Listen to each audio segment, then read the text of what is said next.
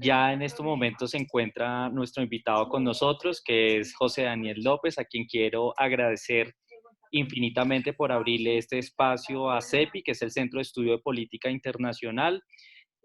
Antes de presentar a José Daniel, que en realidad no necesita presentación entre nosotros porque conocemos su trabajo y somos muy seguidores de lo que ha venido haciendo, quiero contarle a José Daniel que el Centro de Estudio de Política Internacional es un emprendimiento social, un trabajo que no pertenece a ninguna institución y que le apunta a formar jóvenes en temas de liderazgo político, en temas de capacitaciones de Naciones Unidas, le apunta a un trabajo social comunitario y también está trabajando fuertemente en la línea de emprendimiento que es clave para nosotros. José Daniel López es miembro fundador del centro, es un bogotano de 37 años, representante de la Cámara por Bogotá del Partido Cambio Radical, miembro de la Comisión Primera Constitucional, es politólogo con maestría en Gobierno de la Universidad de los Andes, ha sido consultor en diálogo social, asesor del Ministerio de Trabajo, directivo de campañas políticas, asesor de David Luna en el Congreso de la República e investigador del programa Congreso Visible. Otro de los grandes aportes que ha tenido recientemente José Daniel es el tema del Congreso virtual, ¿no? Invitó a los congresistas a que se pusieran las camisetas, trabajaran desde la virtualidad, hicieran el control política que tanto ha sido importante en tiempos de COVID-19. Pero bueno, José Daniel, darte nuevamente la bienvenida, la palabra, queremos conocer tu experiencia política, tu trayectoria, que nos digas cómo se puede hacer de verdad una política buena en el país y todos esos grandes proyectos que estás liderando. Bienvenido, esta es tu casa, este es el grupo del Centro de Estudio de Política Internacional. Estaba hablando y estaba silenciado. Hola a todos, hola muchachos, feliz de verlos, de conocer a algunos de ustedes, otros ya son caras conocidas. Mil gracias, Juan, por esta invitación. Bueno, pues primero que todo, digamos yo, este tipo de conversaciones, debo decir que desafortunadamente son inusuales, y son inusuales porque pareciera existir en nuestra generación o en nuestras generaciones, entendiendo que seguramente la mayoría de ustedes son bastante más jóvenes que yo tengo 38 años, digamos, hay como un escepticismo y una distancia hacia la política. De golpe, muchas veces las nuevas generaciones, y me cuento de alguna manera entre ellas, nos relacionamos con lo público más desde la indignación, más desde la consigna, más desde el rechazo de las redes sociales, que desde la participación real. Y creo que eso es lamentable, porque cuando quien está lleno de intenciones y de voluntad de cambio, cuando quien quiere cambiar realidades, termina limitándose a criticar, a cuestionar y, digamos, y alguno a la comodidad de pontificar desde un celular o desde tomarse una cerveza o tomarse un tinto con unos amigos, pues en últimas lo que estamos perdiendo es potencial transformador en esta sociedad. Y renunciamos muchas veces a participar en lo público por prejuicios, por cosas que nos imaginamos pero que no evidenciamos en la vida práctica, ¿no? Y yo les digo esto para contarles un poco mi historia. Yo no vengo de una familia política, ni vengo de una familia adinerada. Yo crecí en un hogar de clase media común y corriente en la localidad de Engativá, en el barrio La Serena. En mi familia nadie se había metido en lo público. Yo por alguna razón, como me imagino les pasa a muchos de ustedes, nací como con esa inquietud. Cuando yo era chiquito, en esa época, digamos, yo soy de la última generación que migró de la máquina de escribir al computador. En mi casa había una máquina de escribir y a mí lo que me gustaba hacer era agarrar los libros de historia y transcribirlos, pero tenía 6 7 años, o sea, eso no me lo inculcaron, eso venía en mí. Cuando estuve en el colegio, soy promoción 98, para que calculen la viejera, eh, fui personero de mi colegio, digamos, me candidaticé, había ayudado a hacer el periódico del colegio, trabajaba o era como voluntario en la pastoral del colegio, fui personero. Allá estuve, entendí que tenía un llamado por lo público y lo quise desarrollar y como perseguir mis sueños en la escogencia de carrera profesional. Estudié ciencia política, hice una maestría en gobierno y de alguna manera, digamos, yo estudié ciencia política pensando en que era la forma de entrenarme o de prepararme para la acción política. Pues, oh sorpresa, la ciencia de política, al menos en la que yo fui formado en la universidad, era una carrera mucho más pensada para la investigación y para la academia que para la práctica política. En ciencia política eso suena como el sitio donde uno le enseñan a hacer política y pues definitivamente no. y de golpe otras carreras habrían sido más útiles, aunque esta deja como unas herramientas de pensamiento muy chéveres. Entonces pasa eso, yo salgo de la universidad, consigo, me engancho en mi primer trabajo allá mismo en la universidad. Yo no sé si ustedes han oído hablar de Congreso Visible, que es un observatorio del Congreso, que se hace en temas del Congreso. Además, como profético, mi trabajo actual, fueron sobre el Congreso y son sobre el Congreso. Uno es del análisis académico, otro es de la práctica política. Entonces, yo me dedicaba a escribir documentos de análisis, a recopilar datos, era un investigador académico. Tenía como futuro en ese campo, pero yo también entendía que yo no quería estar simplemente observando, sino yo quería estar participando y decidiendo. A mí la idea de si se discute una reforma a la salud o una reforma pensional, simplemente analizar lo que dicen los partidos y analizar las causas que conllevan una u otra posición, pues me parecía muy interesante, pero yo quería estar metido, incidiendo y tratando de cambiar las cosas. Pero tenía un pequeño problema, y es que no conocía a ningún político, ni venía de una familia adinerada, sino solo tenían las ganas. Pero yo creo que cuando uno en la vida tiene ganas de algo, uno tiene que atreverse. Como dicen por ahí, es mejor arrepentirse de intentarlo que arrepentirse de no haberlo intentado. Un día, digamos, o luego de varios días de reflexión, yo suelo ser como muy frío en mis decisiones, tomé la decisión que iba a dar un salto, que iba a renunciar a mi trabajo e iba a ir a regalarme a una campaña política. Eso fue en el año 2007, para ver si por esa vía lograba encontrar una ruta. Le pedí una cita a David Luna, que no lo conocía, digamos, no tenía nada distinto al correo electrónico de él, era creo que el único político de la época, para que nuevamente calculen la viejera, que tenía página web. Entonces por ahí lo contacté, le mandé un correo, le pedí una cita, yo le dije, venga, yo soy politólogo y quiero ayudarle, yo no sé el por qué me dio la cita, o sea, no le servía realmente para mayor cosa, pero me atendió y me dijo, no, pues venga, si le ayudo, le ayudamos a que aprenda de este medio, eso sí no le vamos a dar ni para el bus ni para la gaseosa. Pero hágale, acá al menos le habilitamos un escritorio y venga a ver en qué puede hacer con nosotros. Así hice, renuncié a mi trabajo, me salté, pues me fui de lleno con esa apuesta. Ahí empecé repartiendo volantes en los semáforos y además, digamos, ya había participado en alguna medida en campañas, pero no como, digamos, un proyecto de vida. Y pues siendo profesional en ese momento, ya teniendo una carrera medio armada, pues antes era, digamos, era un riesgo. Me la jugué, empecé en labores absolutamente operativas, lentamente fui como ganándome un espacio.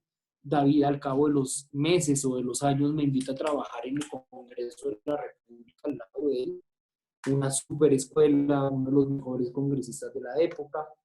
Se lanza a la alcaldía, yo fui su coordinador político, no nos fue bien, pero creo que de las derrotas en general, en todo en la vida, uno aprende más que de las victorias. De las victorias uno se queda con la celebración, en cambio de las derrotas uno dura días y meses preguntando qué pasó, qué falló, y eso genera aprendizajes que después sirven mucho. A partir de ahí, luego me fui a trabajar al Ministerio del Trabajo. Estuve un año largo ayudando a resolver conflictos entre sindicatos y empresarios, ayudar a construir acuerdos, a levantar vías de hecho, hacerle seguimiento a las empresas para que le cumplieran a los trabajadores. Luego me fui para el sector privado para saber cómo era, para vivir la vida de la empresa. Estuve haciendo consultoría 5 años y hace 2 años llegué al punto de mi vida en donde dije, bueno, ya no soy el pelado que puede dar un salto al vacío tan fácilmente, pero yo como construí una carrera pública, me he hecho escalón por escalón y pues estoy muy cómodo en el sector privado, gano bien, tengo tiempo, ya estaba en un punto más consolidado de mi carrera, tenía 35 años, como les decía, y me había ido bien, pero yo tenía nuevamente la duda, como la duda que les contaba que tuve ahorita cuando decidí renunciar a mi primer trabajo. Y yo dije, vean, estoy seguro que si no me lanzo ahorita al Congreso, que es mi sueño, yo quiero llegar al Congreso algún día, no para decir soy congresista o para la chapa, sino para tratar de hacer cosas concretas, ya les contaré qué hemos hecho. Dije, pues ahora o nunca. Y tenía muchas dudas, porque era renunciar a la zona de confort. Y yo creo que la zona de confort no necesariamente es tener un buen sueldo o tener todo bien en la familia. Cada uno en su vida encuentra sus propias zonas de confort. Cada uno de ustedes tiene algunas. Y cómo es de difícil renunciar a esas zonas de confort, a esas zonas de comodidad y confrontarse, ir en busca de los sueños que a veces van en contra de eso. Y en contra de la comodidad. Pero entonces yo dije, a mí me convenció, fue un argumento, ahí como yo suelo pensar mucho en la ducha y antes de dormir. No me acuerdo si fue en la ducha o fue antes de dormir, pero yo dije, yo no me voy a quedar con la duda en la vida de qué habría pasado si lo hubiera intentado. Yo no quiero ser a los 80 años preguntándome, no, es que si yo hubiera intentado llegar al Congreso, lo habría logrado, no lo habría logrado, no tengo ni idea, pero lo que les juro es que no me quedo con la duda. Así hice, me lancé a la Cámara a hacer campaña, digamos, de las cosas más duras, pero más bonitas que hay. Esa campaña, digamos, entre la pre-campaña y la campaña de un año largo, perdí como 7 kilos, mejor dicho, obviamente una campaña es costoso, eso es arriesgarlo absolutamente todo. Quedé elegido en la Cámara, ahí estoy desde el año 2018, y entendí en ese momento, no lo había entendido con tanta claridad antes, que al final del día, haber hecho una carrera pues desde la personería del colegio hasta ser elegido en el Congreso no tenía ningún sentido por sí mismo. Me explico. Que usted llegar y decir fui representante, fui concejal, fui edil o fui personero de mi colegio, eso en sí mismo no significa nada. La ciudad y el mundo están llenos de expersoneros de colegio. Ahora que es tan fuerte el tema del modelo de Naciones Unidas, de ex dignidades distintas en el modelo de Naciones Unidas, de ex líderes comunales, de ex ediles, de ex concejales y ex congresistas. Lo que hace la diferencia realmente es usted qué hace con ese tiempo que les da. En mi caso, 4 años. 4 años para tratar de hacerlo distinto, para tratar de dejar unos resultados. Y parte de lo que les quiero contar es que sí es posible cambiar cosas. No cambiar el mundo, seguramente, digamos, el mundo, yo creo que el mundo, empecemos porque el mundo no lo cambia el Estado, que a veces creemos que el mundo lo va a cambiar, es una gran revolución o la gran victoria o un triunfo político. No, el mundo lo cambiamos somos nosotros, la gente que cambiamos nuestra vida, nuestra forma de consumir, nuestra forma de relacionarnos con el medio ambiente, nuestra forma de relacionarnos con los demás. Es ahí donde cambiamos el mundo, entre todos, no por parte de un gran Mesías que llega con una verdad revelada. Todos los experimentos de grandes Mesías en la historia política de la humanidad han terminado muy mal, desde Stalin hasta Hitler, pasando por Maduro y pasando por la dictadura argentina y chilena. Pero entonces yo, digamos, no vamos a cambiar el mundo, pero vamos a cambiar cosas concretas que sean relevantes para el país. Y les quiero contar un poco cosas que hemos logrado y cosas que no hemos logrado. Vamos, lo primero es un tema polémico, pero yo creo que es un tema que nos conecta a muchos, y es el tema de la paz. Yo seguramente habría preferido ver a los comandantes de las FARC 40 años tras las rejas. Creo que todos, porque cometieron crímenes que no tienen nombre. Pero también soy consciente de una realidad aún más dura. Y es que si hubiéramos pretendido someterlos por la vía de la cárcel, ni los habríamos capturado, ni habríamos logrado que entregaran las armas. Logramos un acuerdo de paz que, pese a que tienen 1000 cosas imperfectas, es un referente a nivel internacional. Logramos desactivar la mayor fuente de violencia contra seres humanos en el territorio colombiano por medio de ese acuerdo de paz. Pero dar el paso hacia el acuerdo de paz fue tan duro, tan costoso, que el gobierno anterior se jugó sus restos ahí y terminó absolutamente caído en popularidad, y se elige un partido político en la presidencia que se volvió popular o ganó mucha fuerza en la elección oponiéndose al acuerdo de paz. Y ganando el Centro Democrático las elecciones, y yo quedando en el Congreso, pues llegamos a un momento complejo, porque era, digamos, un partido que se hizo elegir con la promesa un poco de retroceder en el acuerdo de paz, y una serie de congresistas, como yo, digamos, bastantes más, que creíamos que había que defender ese camino. Y hubo un momento como cumbre de esto, y se los quiero poner como ejemplo, porque de golpe alguien me dirá, no, yo no creo en el acuerdo de paz. Válido. Pero mi mensaje acá no es creer en el acuerdo de paz. Mi mensaje acá es crea en usted, crea en el liderazgo colectivo y crea que se pueden cambiar las cosas, se pueden generar diferencias e impactos específicos desde uno mismo, a punta de berraquera y a punta de disciplina. Vino una discusión sobre las objeciones del presidente a la ley estatutaria de la JEP. La JEP es la Jurisdicción Especial de Paz, el tribunal, digamos, del posconflicto en Colombia. Y el presidente presentó esas objeciones. Más allá del contenido de las objeciones, lo que todos sabíamos es que si las aprobábamos, después el Centro Democrático, envalentonado, nos iba a llegar con una serie de reformas mucho más agresivas que iban a desbaratar el acuerdo de paz. Pero también sabíamos que si los frenábamos en seco y los derrotábamos en el Congreso, ellos iban a entender el mensaje y muy seguramente no iban a volver a insistir de manera frontal por lo menos. Pues resulta que cada partido fue asumiendo posición, la oposición, los liberales, por un lado, el centro democrático, los conservadores con el gobierno, y faltaba un partido por decidir, el mío, Cambio Radical. Y ese partido, para donde agarrara, inclinaba la balanza. Y mi partido estaba muy dudoso. Yo lo que hice, que además yo cuando empecé a hacerlo ni siquiera era consciente de la importancia que iba a tener esto, fue empezar a explicar mi posición de por qué había que defender el acuerdo de paz y votar no a esas objeciones.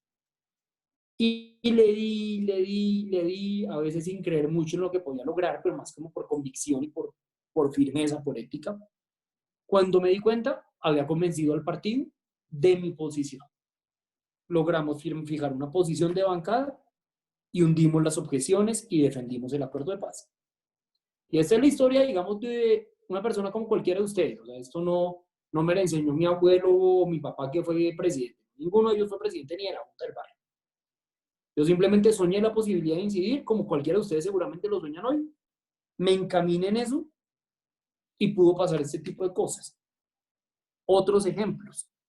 Ahorita, con la pandemia, que lo mencionaba Juan, llegó la hora de que el Congreso volviera a labores. Por alguna razón que yo no entiendo, en la Constitución del 91 quedó que el Congreso tenía un receso de enero a marzo.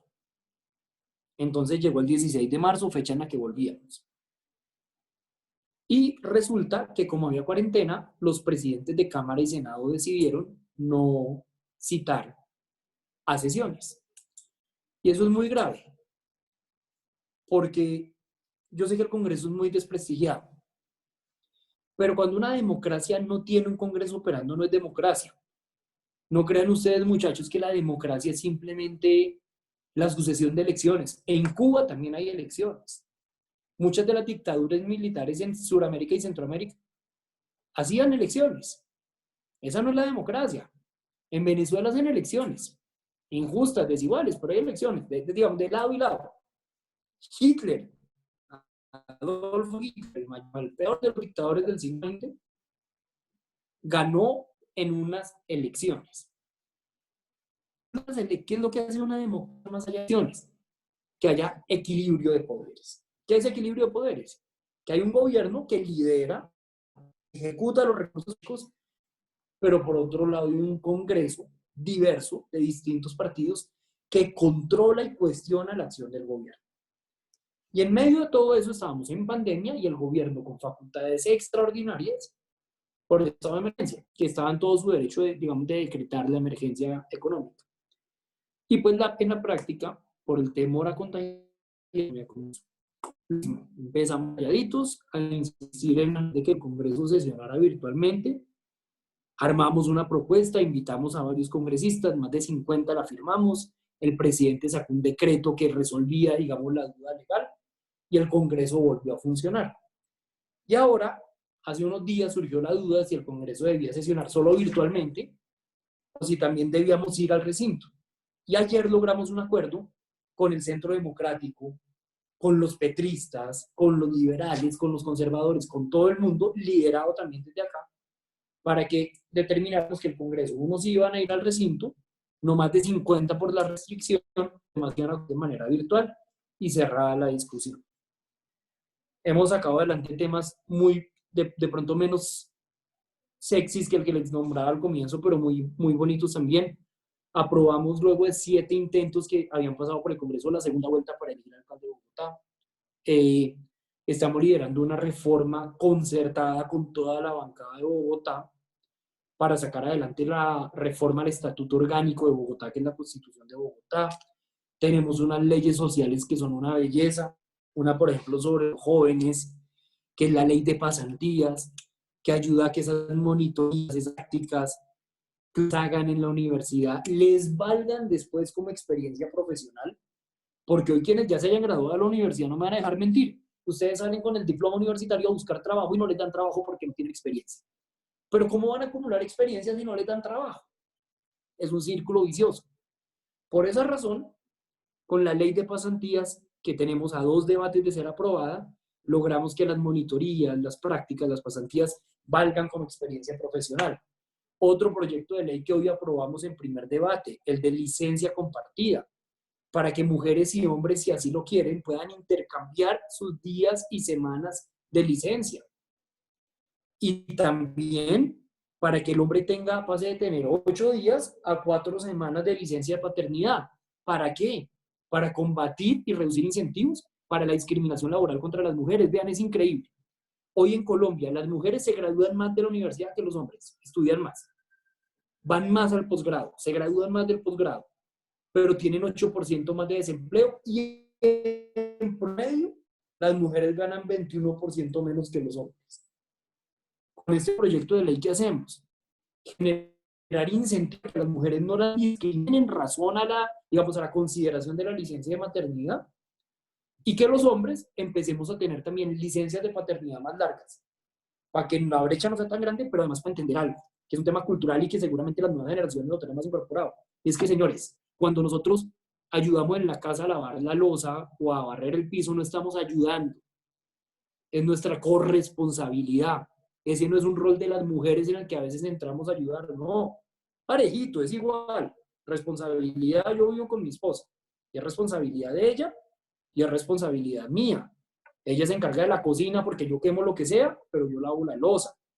Ella, por ejemplo, ella barre, no mentiras, ella aspira, yo tengo que ayudar a trapear, yo me encargo de planchar la ropa, de lavar la ropa. ¿Y por qué lo digo? Por la crianza de los bebés.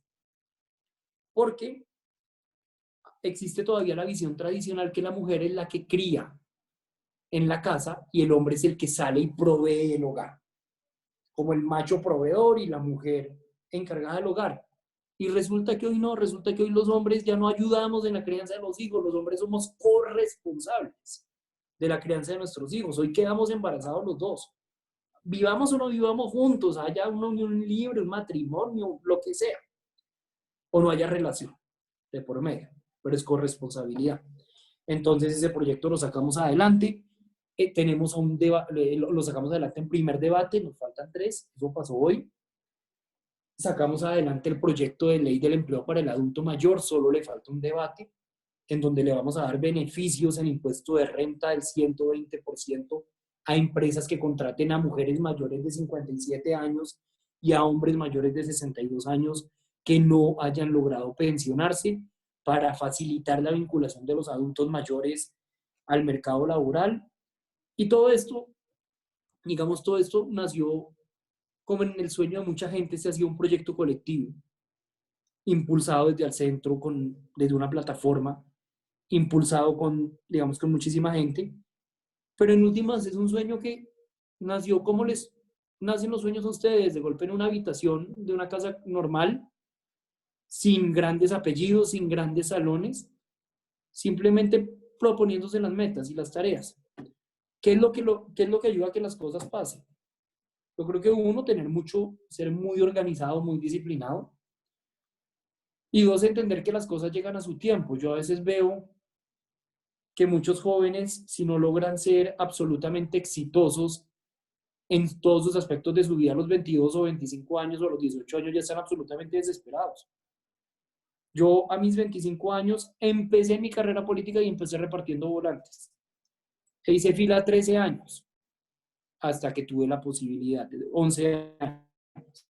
Entonces creo que eso es muy importante, pero traía toda esta historia a colación para decirles que sí es posible incidir, que vale la pena incidir y que no se tienen unos requisitos ni de abolengo ni de condición socioeconómica para lograrlo.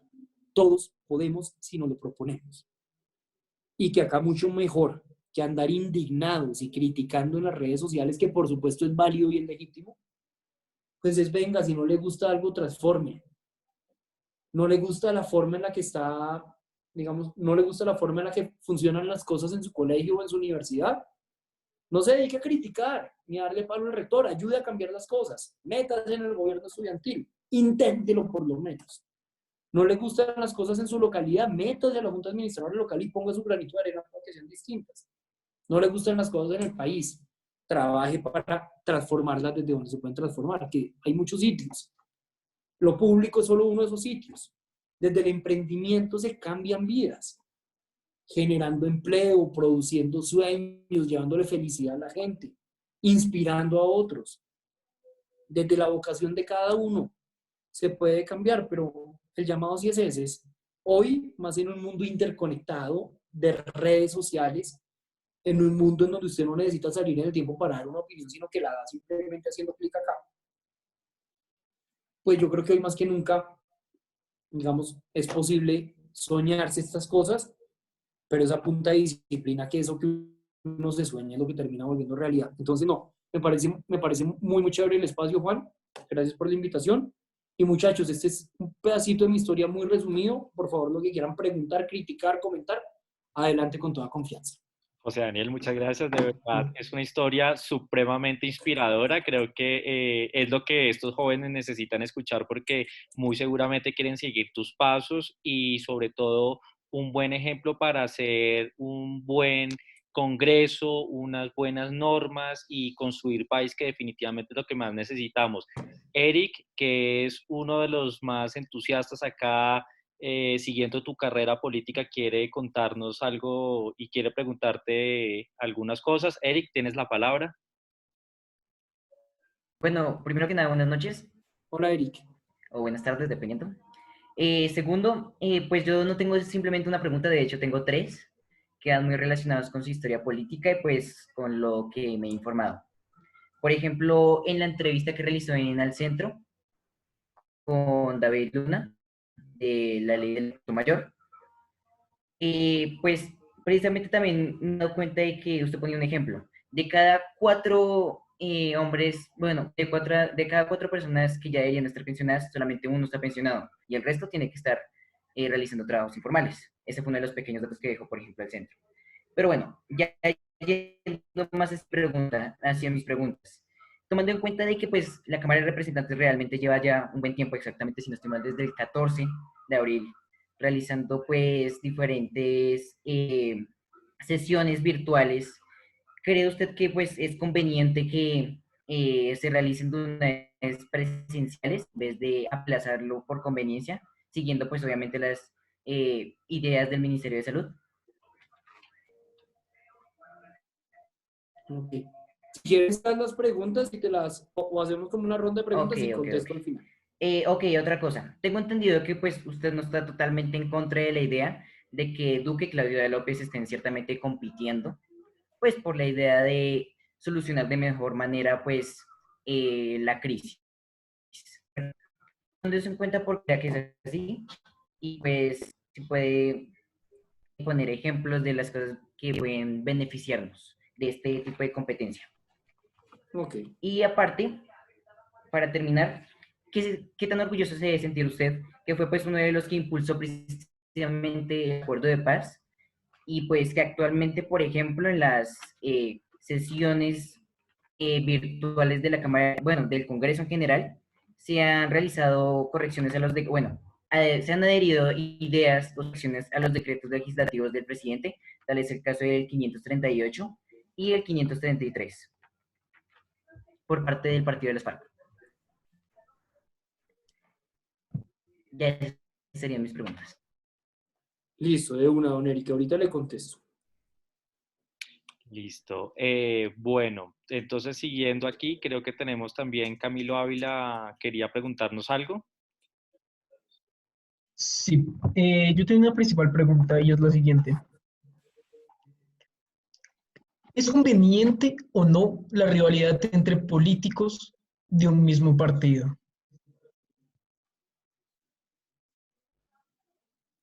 Gracias, Camilo, por tu pregunta. Ok, de una, Camilo. Listo. Felipe Fuentes. Hola, Gracias, Felipe. Juan. José, buenas noches. Bueno, Felipe. yo tengo, pues bueno, más que preguntas, son algunos comentarios. Pues como emprendedor estoy totalmente de acuerdo con la frase que con los emprendimientos se logran sueños, pues porque uno debe partir y pienso que eso es lo que hace falta en Colombia en algunos aspectos de la planeación de proyectos, llegando a la ejecución y concluyendo con algunos ajustes para que se logren las propuestas que se hacen en temas que pueden partir en el emprendimiento para terminar en grandes ideas de negocio. Como redactor en redes sociales, pienso que es importantísimo que las personas, como lo decía José Daniel, pues no se preocupen por comentar las cosas sin argumentos, sino que tienen que centrarse en ideas constructivas, en propuestas constructivas. Y usted hablaba también sobre población vulnerable, planteando la ley del adulto mayor, que han planteado desde su partido para contribuir con la población en condición de discapacidad. Muchas gracias. Perfecto. Bueno, también tiene la mano levantada Darío Poblador y con esto creo que haríamos una primera ronda de preguntas, como para no llenarte de tantas preguntas, y si te parece bien, José Daniel, hacemos una segunda tanda de preguntas. De una, dale. Perfecto, entonces Darío Poblador y esperamos a que José Daniel nos responda y hacemos una segunda ronda de preguntas. Darío. Gracias, Iván. José Daniel, tenía una pregunta, bueno, más que todo, uno, agradecerte por toda la información que nos estás dando. Realmente es muy inspirador, pues, la historia que pues, nos cuentas. Y mi pregunta básicamente es muy sencilla y a la vez creo que es complicada. ¿Cuál sería la recomendación que nos darías a nosotros que queremos de pronto hacer un cambio a nivel nacional? ¿Qué recomendación nos darías? Gracias. Dale, Darío.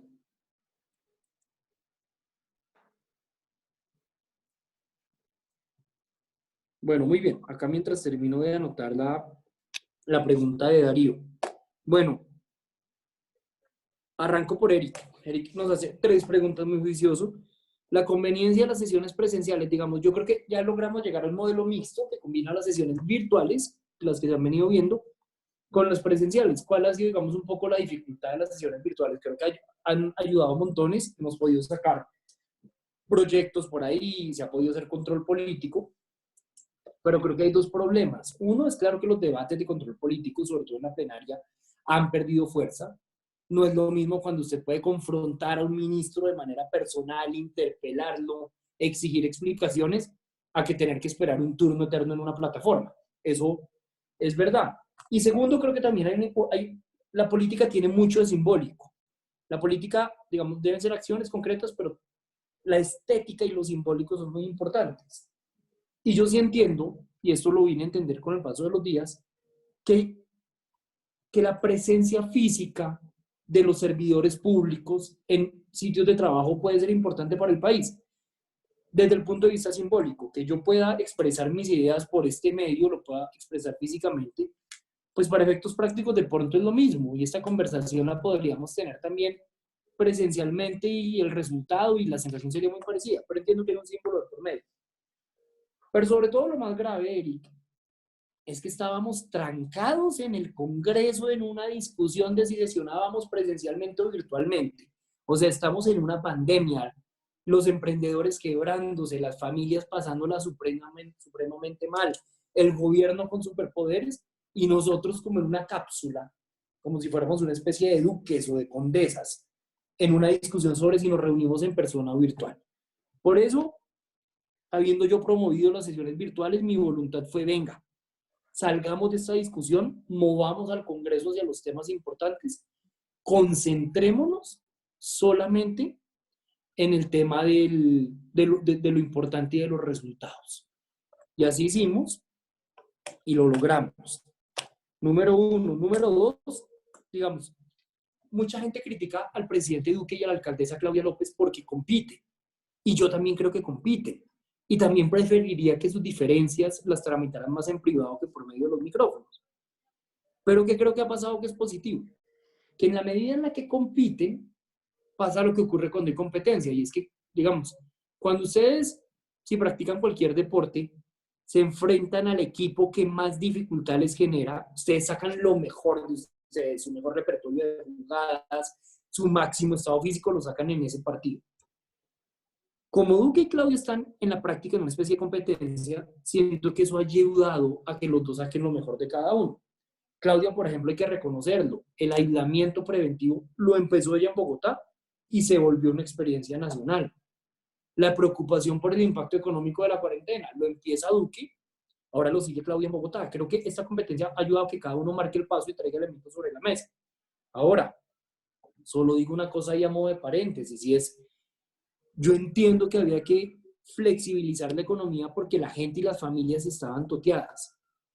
Pero tristemente hay que ser muy cuidadosos en dos cosas. Lo primero es que en el momento en que los casos de contagio que van a aumentar fruto de la apertura de estos días lleven a que la capacidad hospitalaria del país y de la ciudad alcance un 60-70%, lleven a que las camas de unidades de cuidados intensivos empiecen a acercar al 50% de la capacidad, inmediatamente hay que retornar las vías y seguramente volver a una cuarentena integral, porque lo único que no nos puede pasar ni de riesgo es lo de España y lo de Italia, en donde dejaron la economía abierta, la sociedad abierta, los hospitales llenándose, seguía todo el mundo operando. Conclusión, los hospitales colapsaron, le cayó una ola de contagiados por encima de ellos y termina la gente muriéndose en los pasillos de espera de los hospitales de COVID y los médicos escogiendo a quién dejan morir y a quién les salvan la vida. Eso es lo que no debería pasar. Tercero, sobre el acuerdo de paz y los decretos legislativos, Eric, pues nosotros hemos estado muy pendientes que no se hagan reformas por medio de los decretos legislativos. Hubo un anuncio más que del gobierno del Centro Democrático de recortarle plata a la paz. Eso nos dejó muy preocupados. Nos preocupa también un contrato de imagen de comunicación que contrata el presidente con los fondos para la paz. Eso nos parece impresentable y vamos a hacerle control político al tema. Pero pues entendemos que hay un gobierno que de dientes para afuera y con la comunidad internacional dice estar comprometido con la paz, pero pues que cada rato está tratando de hacerle variaciones y modificaciones y pues entonces esto sí es un poco el juego del gato y el ratón, del ratón a no dejarse del gato y nosotros a no dejar que el gobierno nos meta goles contra la paz. Camilo preguntaba por la conveniencia de las rivalidades entre políticos del mismo partido. Eso lo vemos hoy mucho. Ayer, por ejemplo, había una discusión muy fuerte entre el Partido Verde en redes sociales. Yo creo que ustedes la vieron. Y eso, pues digamos, yo no aspiraría a que todos los políticos pensaran igual. Seguramente si ustedes fundaran un partido y llegara a una discusión sobre el aborto, pues digamos, habría tendencias distintas y eso está bien. Lo que yo creo que tiene que cambiar son dos cosas. Uno, que los políticos tenemos que dejar de acusarnos como personas y pasar a debatir sobre las ideas. Hay una frase que dice que uno debe ser muy suave con las personas para ser muy duro con las ideas. Y cuando muchas veces alguien piensa distinto a nosotros, lo que nosotros tratamos de hacer es destruir a la persona. Es un poco como si uno se agarra con la novia o con el novio. Se agarra por quién tiene la razón, llegaron a horas distintas a una cita y quién tiene la razón. Entonces yo le digo a mi novio o a mi esposa, no, lo que pasa es que tú eres una incumplida. Y lo que pasa es que además me llegaste mirando mal. Y aparte no me gusta cómo estás vestida. Yo ahí estoy peleando contra ella. Y mi discusión no debe ser contra ella. Mi discusión debe ser venga, acá tengo el chat donde dice que nos veíamos a las 6 de la tarde y usted llegó a las 7 de la noche. Y todo bien, pero la discusión debe ser sobre los temas y no sobre las personas. Lo segundo es que como en Colombia votamos con voto preferente, pues ¿qué pasa? Que nuestros peores rivales y los rivales a los que tenemos que ganar desde las elecciones son a los miembros de nuestro propio partido. Eso vuelve perfectamente posible que en un mismo partido haya gente con rivalidades enormes y que piensen absolutamente distintos sobre temas, lo cual impide que los partidos tengan identidad ideológica. Felipe me pregunta por el tema de la discapacidad. Le quiero contar, estamos alistando un proyecto de ley que ojalá sería bueno, yo creo que ya lo tenemos listo en unos 8 días, que tiene que ver con una población que está un poco por fuera del radar en el tema o en la arena de la discapacidad, que es la población de las personas que se dedican a ser cuidadores de personas con discapacidad. Es bastante común en Bogotá encontrar sobre todo a mujeres, mamás, abuelas, tías, que renuncian a su actividad económica, renuncian a su vida para dedicarse 18 o 16 horas diarias a ayudarle a asistir a una persona de su familia con discapacidad.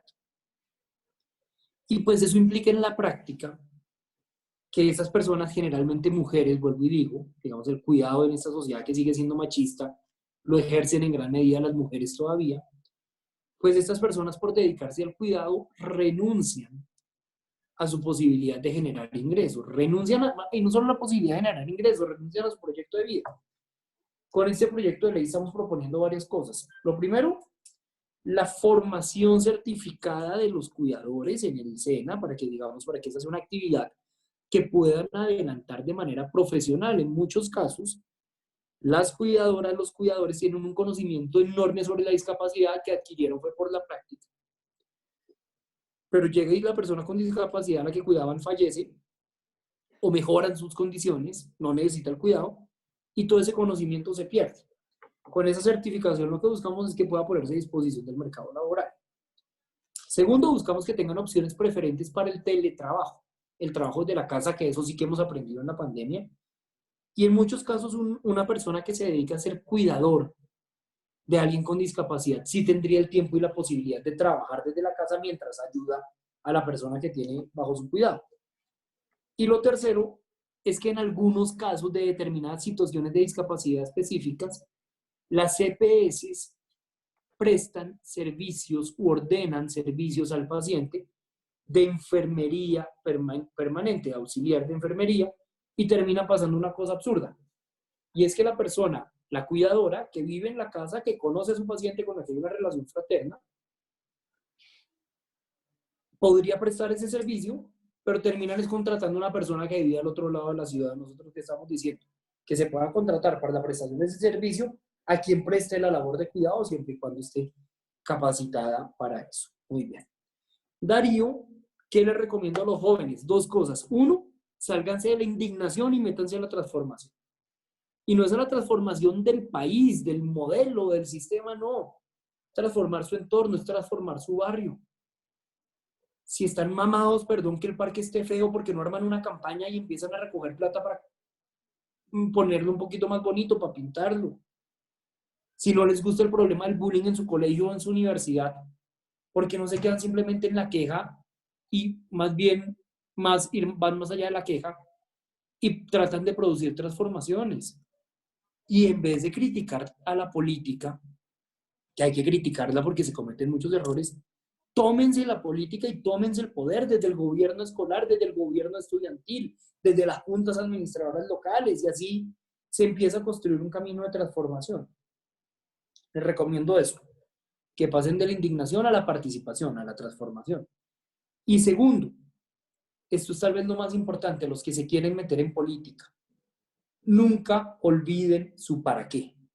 El para qué de muchos políticos hoy en Colombia y durante los últimos 100 años, el para qué han sido ellos mismos. El para qué hacer políticas para enriquecerse, el para qué hacer políticas para mantener una serie de privilegios e inmunidades en su entorno familiar. Nosotros no podemos ser la misma vaina de siempre, pero con un empaque distinto. Debemos tener un empaque distinto, pero una sustancia distinta. Y si les interesa la política, si les interesa ser personeros del colegio, ¿es para ser los más populares o para chicanear? ¿O para levantar más? ¿O para producir transformaciones reales? Eso tal vez es lo más importante y es lo que, digamos, yo me lo debo recordar todos los días. Porque este es un mundo lleno de tentaciones y la primera tentación de ellas es la vanidad del ego. Entonces yo lo trabajo por el ego, por la vanidad, o para tratar de ayudar un poco a que este país viva un poco mejor.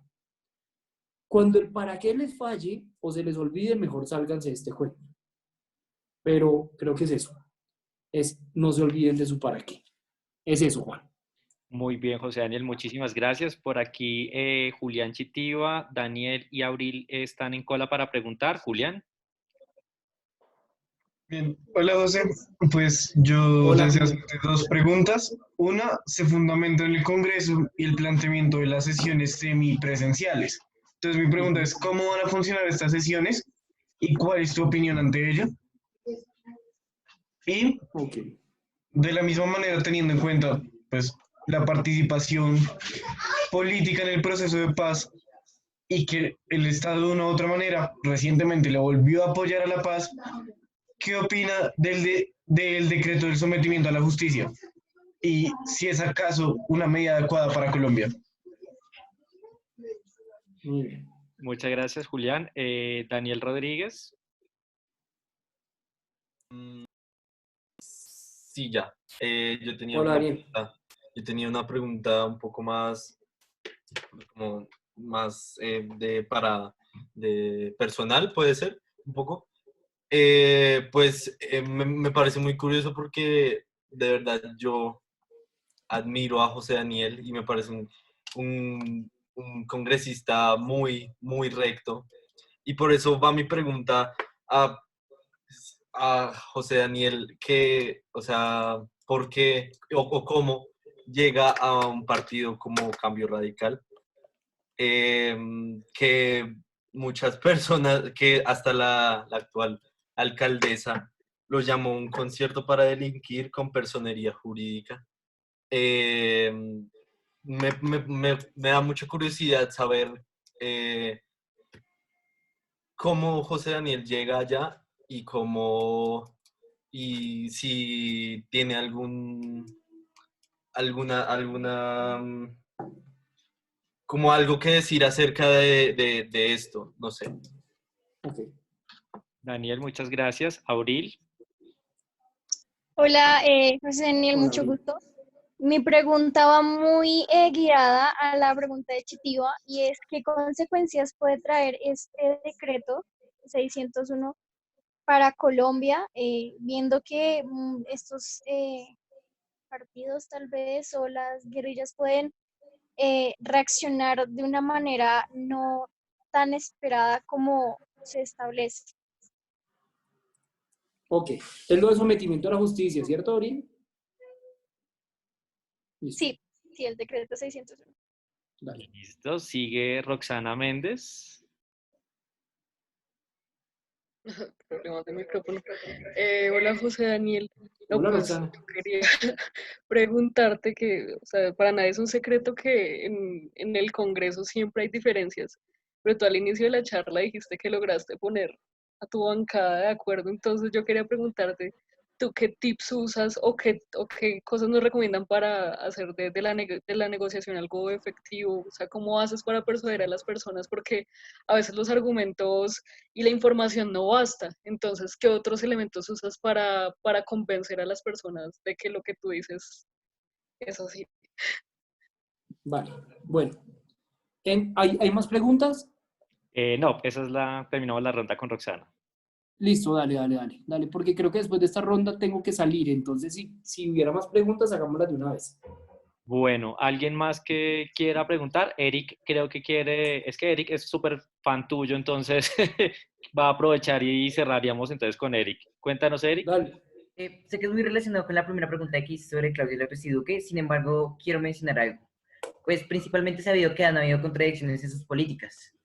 Entonces, ¿cómo ustedes como Congreso pueden controlar esas contradicciones que se pueden llevar en los decretos que expiden tanto el presidente como la alcaldesa? Muy bien. Listo. Bueno, muchachos, empiezo a contestar desde Julián. ¿Cómo van a ser las sesiones mixtas? Las sesiones mixtas básicamente van a funcionar combinando la presencia de delegados de los partidos en el recinto, más o menos 40. El número de delegados depende del tamaño de cada bancada. Por ejemplo, los liberales son la bancada más numerosa, tendrán 7. El partido Mira, por ejemplo, es muy pequeño, entonces va a tener 1. Y así proporcionalmente, del mayor al menor. Más o menos 40 van a estar en el recinto, los demás van a estar sesionando de manera virtual desde sus sitios de residencia. Así logramos un equilibrio entre la necesidad de tener un congreso presente físicamente, que eso lo hemos aprendido en este proceso, con la necesidad de, digamos, de salvaguardar la salud pública, porque a veces, digamos, como el Congreso lo odian tanto, la gente dice, no, pues ojalá vayan y se reúnan todos y que se contagien y se mueran todos. Y yo creo que si uno casi que corriera una encuesta, como digo, ¿a usted le gustaría que los congresistas se contagiaran de coronavirus? Yo creo que el 70-80% de la gente diría que sí. Pero hay que recordar que no solo somos nosotros. Primero que no todos los congresistas son malos, como no todos los policías son malos, y no todos los profesores son malos, y no todos los curas o pastores son malos. Digamos, eso depende de cada caso, pero es que detrás, alrededor nuestro, hay funcionarios de Secretaría General, funcionarios de grabación, de comunicaciones, asesores, personal de seguridad, que vamos a exponer. Y eso no es un tema menor. Entonces van a funcionar de esa manera a partir del día viernes, y el día viernes también arrancamos a discutir proyectos en la plenaria. Entonces así va a funcionar.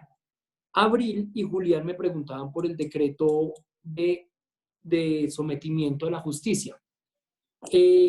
Digamos, ese es un decreto que no debiera aplicar naturalmente para los que pertenecían a las FARC, sino debe aplicar para los miembros del ELN y debe aplicar también para los grupos armados organizados, las llamadas bandas criminales. Siempre se han utilizado este tipo de medidas cuando no existe la posibilidad de negociar con los grupos armados. Digamos, además uno negocia como Estado con los grupos armados que tienen una vocación política. Cuando se trata de una banda de narcotraficantes, uno no negocia, digamos, uno les ofrece mejores condiciones judiciales para que se sometan. Con el ELN lo ideal es que hubiera, digamos, una negociación como la hubo con las FARC.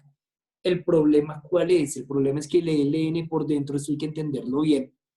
Las FARC era, de algún modo, las FARC se dividió después del acuerdo, pero tenían absoluta unidad durante el acuerdo. El ELN no.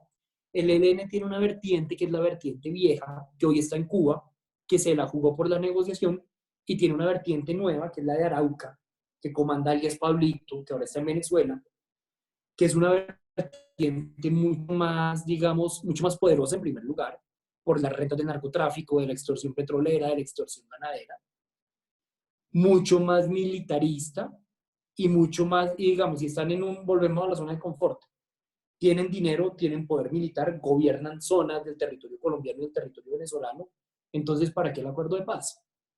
Y eso manda al Estado a preguntarse cómo abordar el problema. Si esta gente no quiere negociar, más allá de que digan que les gustaría, porque están divididos o por sus complejidades internas, pues al menos que este tipo de decretos sirvan para que parte de sus miembros terminen sometiéndose a la justicia. Esta no está lejos de ser una solución integral, pero creo que el gobierno hoy no tiene muchas alternativas distintas.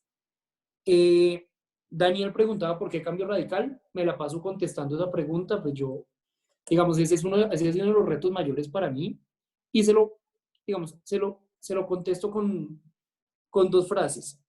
Lo primero es que cuando yo entré a Cambio Radical en el año 2015, no era el partido desprestigiado que era hoy, era el partido que había ganado. En ese momento ganamos las elecciones en Bogotá, era un partido que competía por la opinión pública, y era un partido que representaba algo que de alguna manera ha venido perdiendo con el paso del tiempo, y es la idea de la política como resultados, como ejecución, como obras. Y eso es algo que yo valoro, digamos, algo que siempre he cuestionado a la política es que la política es más el debate y la retórica que la consecución de logros concretos.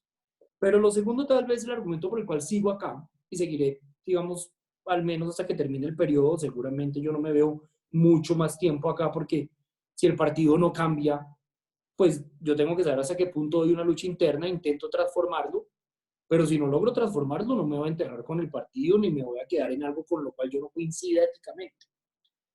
Pero en este punto creo que es interesante estar en este partido, porque es un partido con números muy grandes dentro del Congreso, es el segundo partido más grande del Congreso, y tener una posición y de liderazgo dentro de este partido ayuda a que esos votos que podrían servir para muchas cosas muy problemáticas en otras condiciones se usen para bien, como en el tema de la paz. Entonces, muchas veces me cuestionan de, oiga, ¿por qué está en Cambio Radical? Los defensores de la paz me preguntan y me cuestionan mucho eso con justa causa, porque yo sé que yo no me parezco mucho.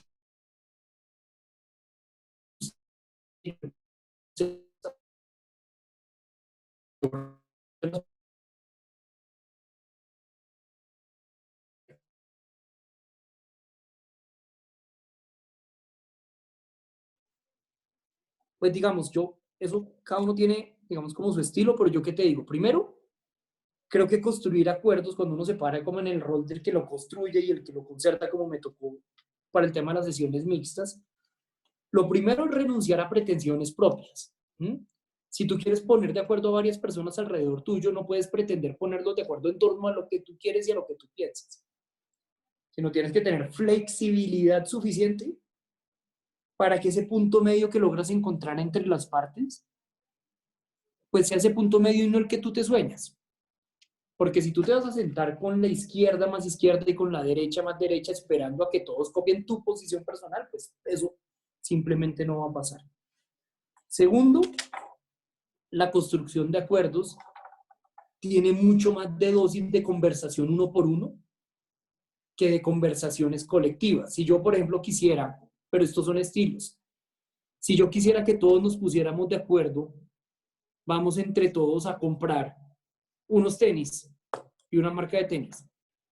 Si yo quisiera lograr un acuerdo rápido y seguro con ustedes, más que reunirnos a todos acá en una videoconferencia y que hablemos todos, lo que haría sería empezar a hablar uno con uno, identificar posiciones, identificar extremos y empezar a acercar esos extremos.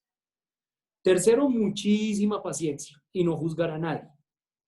Por ejemplo, ayer en Centro Democrático se me desmontó el acuerdo faltando 15 minutos. Los progresistas, los de Petro, se me voltearon en medio de la ejecución del acuerdo porque les pareció conveniente. Luego salieron a cacarear que el acuerdo en realidad lo habían logrado era ellos, pero nada. Actitud zen es, lo importante es que salió el acuerdo y lo importante es que le quede este resultado al país, no entrar a confrontar. Y en última, yo creo que es un ejercicio de ponerte muy en los zapatos de la gente, porque es que en Colombia nosotros somos muy buenos para ponernos en nuestros propios zapatos, pero nos cuesta mucho trabajo ponernos en zapatos del distinto. Si usted es uribista, pues póngase en los zapatos del escenario de quien defiende una ciudad de izquierda. Si usted es muy activo políticamente, póngase en los zapatos de al que políticamente todo esto le parece aburrido, feo y harto. Y yo creo que es eso, pero pues digamos, no hay como una receta o fórmulas mágicas y cada situación trae como sus particularidades. Me encantó esta charla, muchachos, los tengo que dejar. Les dejé acá en el chat mis redes sociales de Twitter, de Instagram, de Facebook. Igual lo que necesiten estoy al alcance de una llamada, de un mensaje. Feliz de compartir con ustedes. De verdad que esta es una recarga de buena energía y de oxígeno esta hora que créanme que me inspira mucho. Así que muchas gracias y para adelante, por favor. José Daniel, muchísimas gracias por acompañarnos. Este es un espacio maravilloso, aprendimos mucho. Un fuerte aplauso para nuestro invitado. Yo sé que tienes que retirarte ya de la sala, pero te agradecemos infinitamente habernos acompañado y ojalá nos vuelvas a acompañar en próximas oportunidades. Felicitaciones por ese gran trabajo que realizas. No, gracias a ustedes, muchachos. Dios los bendiga. Buena noche. Muchas gracias, feliz noche. Encantado. Chao.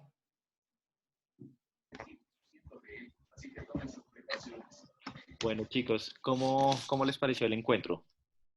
Muy chévere, la verdad. Se me hizo interesante conocer el punto de vista de él.